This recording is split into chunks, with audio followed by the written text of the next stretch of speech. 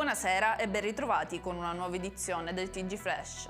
Condannato un centro clinico diagnostico di Catania dal Tribunale a risarcire con 720.000 euro i familiari di un 73enne deceduto dopo una sepsi il 23 ottobre del 2021.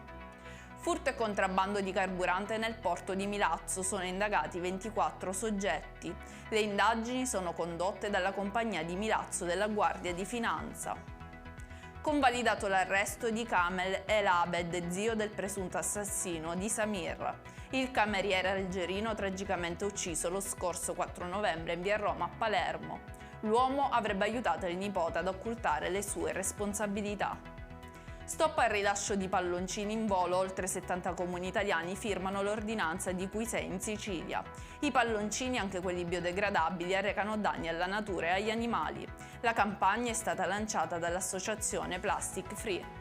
Infine il meteo: nella giornata di domani si prevede tempo soleggiato in tutta l'isola, con un leggero calo delle temperature.